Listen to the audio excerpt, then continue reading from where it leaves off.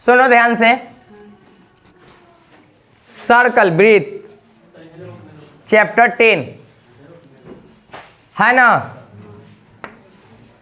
सबसे पहला बात है कि ब्रीथ होता क्या है और ब्रीथ के हर एक चीज़ों के बारे में जानेंगे और उसके बाद हम लोग एक्सरसाइज को हल करने का प्रयास करेंगे। तो सबसे पहली बात है कि ब्रीथ होता क्या है। तो ब्रीथ वह होता है, वैसी ज्यामितीय आकृति ब्रीथ है जो किसी केंद्र की सहायता से किसी समतल पर गोल घिरी हुई आकृति, किसी केंद्र की सहायता से किसी समतल पर गोल घिरी हुई आकृति को हम लोग क्या कहते हैं, ब्रीथ कहते हैं। किसी केंद्र की सहायता से, तो ये केंद्र हो गया, केंद्र मतलब सेंटर, इसकी सहायता से ये केंद्र कहाँ रहेगा, समतल पर। किसी केंद्र की सहायता से किसी समतल पर गोल घिरे हुए भाग को हम लोग क्या कहते हैं, ब्रीथ कहते हैं। क्या कहते हैं भाई, यानी कि आज जान गया कि ब्रीथ कहाँ बनता है। ब्रीथ कहाँ बनता है, समतल पर। ब्रीथ कहाँ बनता है, समतल पर। और किसकी सहायता से बनता है और कैसा बनता है, गोल। समतल का मतलब होता है ये जमीन, समतल का मतलब जमीन, अर्थात प्लेन मतलब समतल। तो याद रखना कि ये वैसी ज्यामितीय आकृति है जो केंद्र की सहायता से किसी समतल पर गोल आकृति को क्या कहते हैं, ब्रीथ कहते हैं। ये तो ब्रीथ था, है ना। तो ये क्या हो गया, केंद्र एकदम बीच में सेंटर आता है। ये यहाँ बीच में नहीं दिखेगा बट बीच में रहता है क्योंकि यहाँ बोर्ड है, बिना एथी के सहायता से पढ़े हैं। तो इसको क्या कहते हैं, केंद्र। समझ में आया। जहां से रख कर गोला करेंगे उसको कहते हैं केंद्र। गोल तभी पड़ाएगा जब एक केंद्र को चुनाव करेंगे तब। अगर केंद्र नहीं रहेगा तो गोल नहीं पड़ाएगा, क्योंकि केंद्र रहेगा तब गोल पड़ेगा। अगर केंद्र नहीं रहेगा तो कभी इधर रखेंगे कभी उधर रखेंगे, टेंट उड़ हो जाएगा, ऐसे ऐसे बन जाएगा, ऐसे ऐसे ऐसे ऐसे। तो ये गोल है, ये ब्रीथ है नहीं। वो क्या होना चाहिए, सेंटर होना चाहिए। और सेंटर से जब गोल करोगे तो चारों तरफ के गोला क्या रहेगा, सेम रहेगा। समझ रहे हो। तो इस बात को याद रखना है। अब आता है बात, इसमें बहुत सारा बात आता है, ध्यान से समझना। इसको क्या कहते हैं, इसको तो देखो, सिर्फ इसको हम लोग परिधि कहते हैं। हाँ, चारों तरफ घिरे हुए भाग को क्या बोलते हैं, ब्रीथ। जिस चीज से घिरता है चारों तरफ उसको क्या कहते हैं, परिधि या परिमाप भी कहते हैं, है ना। परिधि परिमाप कहते हैं, ठीक है। इसको कहते हैं, पूरे भाग को कहते हैं, ठीक है ना, याद रखना। अब देखो, ये केंद्र और परिधि को जो रेखा मिला देगा, ध्यान से समझना बुआ, ये सब खाली समझने वाला लिखने वाला नहीं है, ये बुआ वाला है। अब केंद्र, ओ से सूचित कर देते केंद्र को, केंद्र और परिधि को जो रेखा मिलाएगा उसको हम लोग क्या कहते हैं, त्रिज्या। क्या कहते हैं भाई, त्रिज्या। समझ में आ रहा है। यहाँ भी नाम रख देते, मिल रहा है जहाँ ए, यानी कि ओ से ए का बन गया त्रिज्या, ओ ए का बन गया त्रिज्या।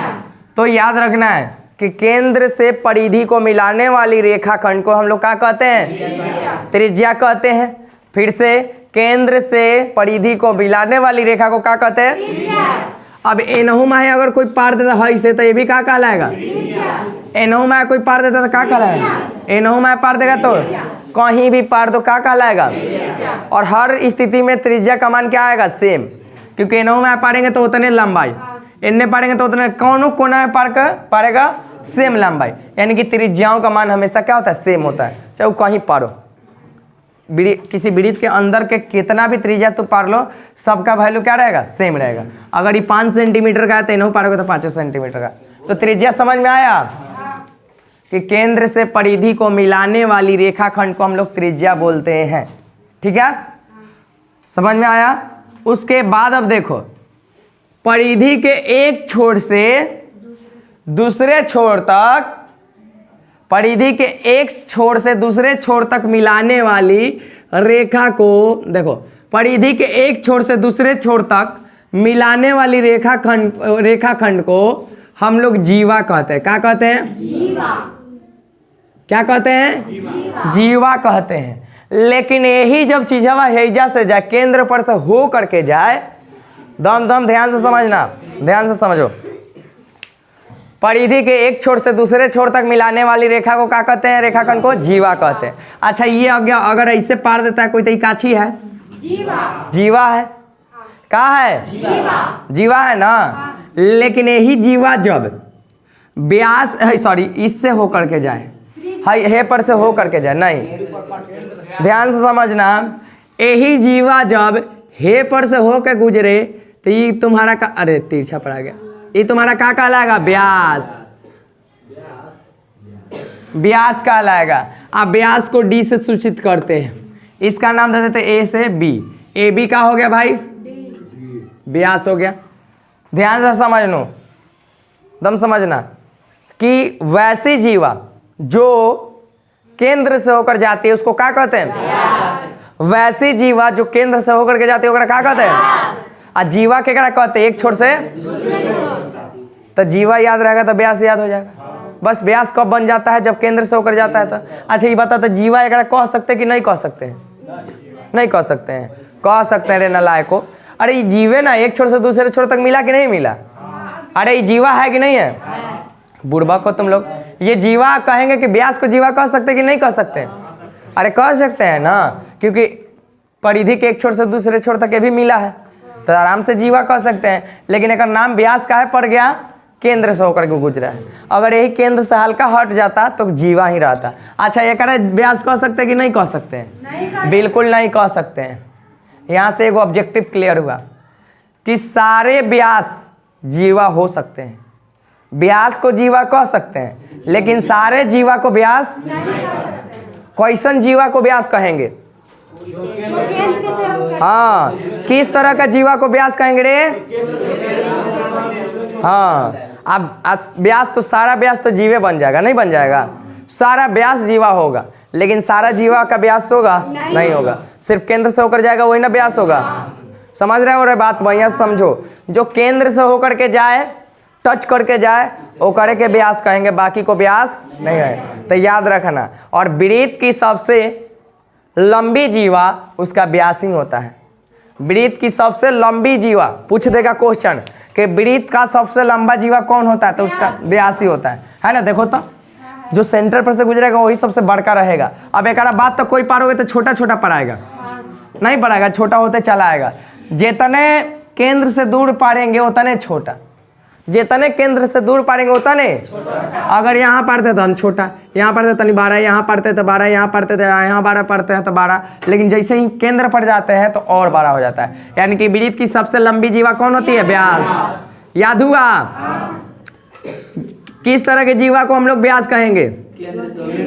हाँ, जीवा के क्या कहते हैं? उसको जीवा कहते हैं, बिल्कुल। तो याद रहेगा ये बात।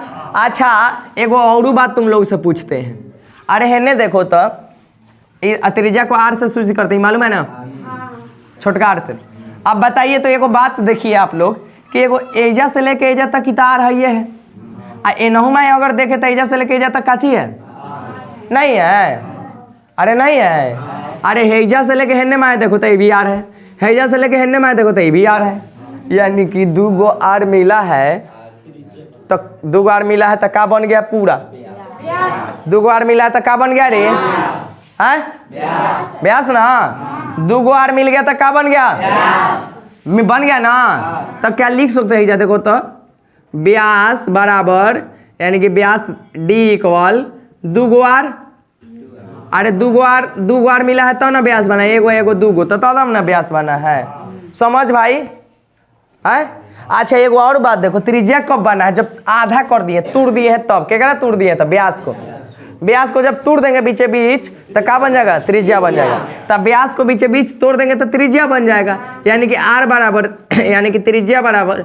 अब व्यास को क्या करना है? दोनों तरफ से तोड़ना है ना, आधा आधा पर से। आधा पर से तोड़ना, बाटा में 2 करते हैं। रोटी को भी तोड़ेंगे तो आधा पर से तोड़ेंगे तो 2 भाग में बढ़ जाएगा, तो d/2 हो जाएगा। समझ रहा है कैसे? है? हाँ। तो व्यास हमेशा देखो काहे 2r होता था, पता चल गया आज कि काहे 2 गो आर व्यास बराबर 2 गो आर होता है। तो आज पता चल गया। ये रहा, ये तो नॉर्मल बात रहा, ये बेसिक बात रहा, ये तना का। अब आते हैं तनी और देखो यही में नहीं, पहले इसको छाप लो, पहले इसको छाप लो। हाँ फ्यूज कर दो काजल, फ्यूज करना, खत्म मत करना, ध्यान से समझो भाई। अब आता है दूसरा का पार्ट इसका। उस समय हम लोग बेसिक देखें, अब यहाँ सबसे असली बात देखेंगे कि जो कि 10 का 10.1 बन जाए। ध्यान समझना, किसी वृत्त पर अगर कोई टच करके छू के जाता है किसी बिंदु पर, जैसे ये इस बिंदु पर छू करके गया, तो इस रेखा को छूने का मतलब होता है पढ़ाई के भाषा में स्पर्श। स्पर्श मतलब क्या करना, टच करना, छूना, है ना। तो ये छू के गया है इसीलिए कर नाम हो गया स्पर्श रेखा है। ये छू के गया इसीलिए नाम क्या हो गया, समझ गया ना। ये रेखा छू के गया है तो इसको स्पर्श रेखा नाम हो गया। तुम अगर चोरी करके भागेगा तो चोर नाम पड़ जाएगा, तो वही बात है। ये छू के गया इसीलिए स्पर्श रेखा नाम पड़ गया, समझ रहा है ना रे चोर, है जा देख, है ना। किसी वृत्त पर सिर्फ और सिर्फ एक बिंदु से एक ही स्पर्श रेखा हम लोग पार सकते हैं, समझ रहे हो ना। एक बिंदु से कितनी स्पर्श रेखा हो सकती है। अब जिस बिंदु पर स्पर्श करते हैं उस बिंदु का नाम क्या होता है, यहाँ ए पी धर दो नाम। तो जिस बिंदु पर स्पर्श करते हैं तो स्पर्श बिंदु एकरा कहते हैं, समझ रहे हो। ये जो रेखा स्पर्श करके भागेगा उसको स्पर्श रेखा कहते हैं, ए बी। यानी कि ए बी का हो गया मेरा स्पर्श रेखा, ठीक है।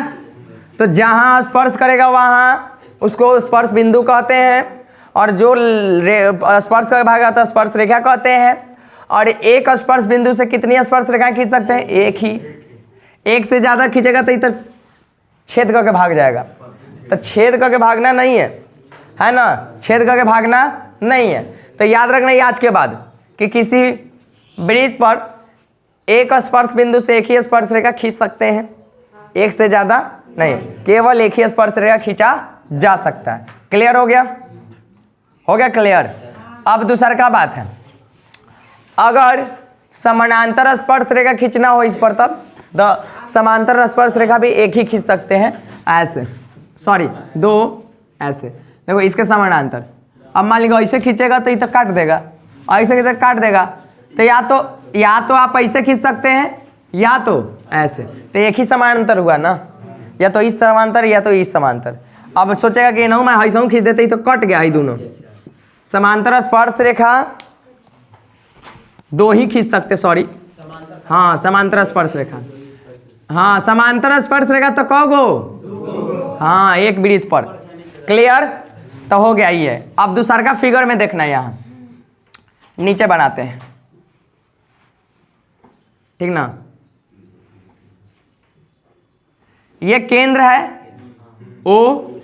अब देखो जब कोई रेखा आर पार करके जाता है, छेद करके भागता है, देखो ये जैसे छेद करके पार किया, फिर ये आया, ये जैसे फिर छेद करके पार कर गया।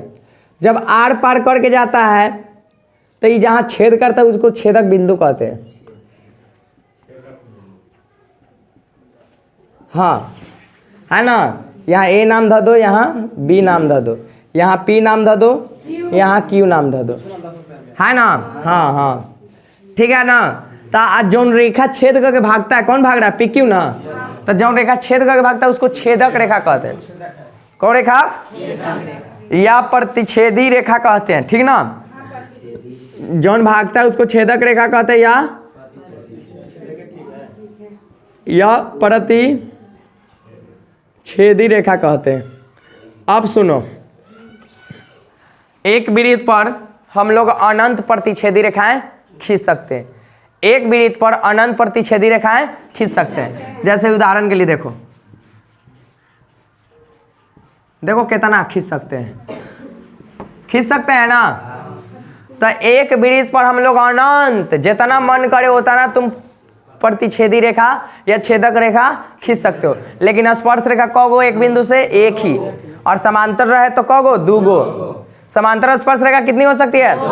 विदित पर। और ऐसे नॉर्मल स्पर्श रेखा कगो एक बिंदु से एक के गो ना, एक से ज्यादा नहीं ना। लेकिन प्रतिच्छेदी रेखा तो कगो खींच सकते हैं, अनंत खींच सकते हैं, खींच सकते हैं ना।